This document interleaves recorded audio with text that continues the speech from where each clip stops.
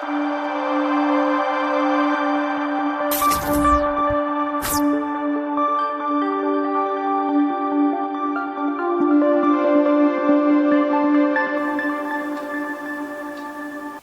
అండి, నమస్తే.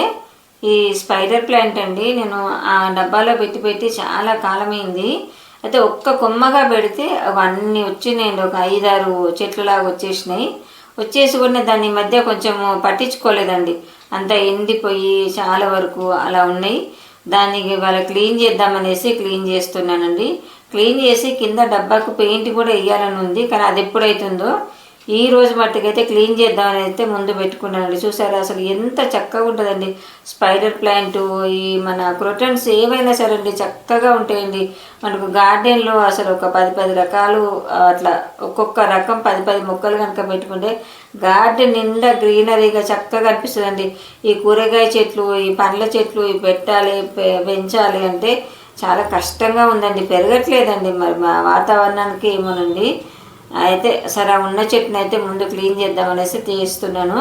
అసలు చూసారా ఎంత గుబురుగా వచ్చిందనండి.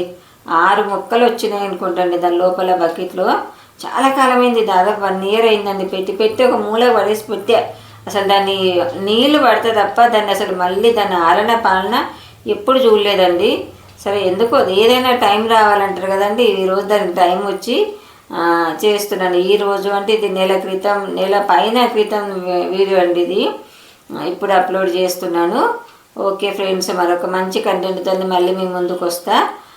ఇలాంటి స్పైడర్ ప్లాంట్లు ఇండోర్లో కూడా పెట్టుకోవచ్చండి.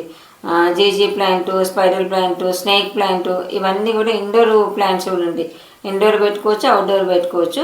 కొంచెం మధ్యలో వారానికి ఒకసారి అలా కాసేపు ఎండలో పెట్టి మళ్ళీ తీసుకెళ్తే సరిపోతుందండి. ఓకే అండి, ఎలా ఉందంటారు? చూసారా ఎంత లావుగా దాని మొదలు చూడండి ఎంత లావుగా వచ్చాయో.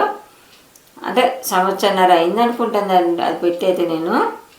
ఓకే అండి, చెట్టు చూపిద్దామని మళ్ళీ ఓకే అని మళ్ళీ చూపిస్తున్నా అనుకుంటున్నారా? అదేనండి ఎంత లావు వచ్చింది అని చూపిస్తున్నానండి.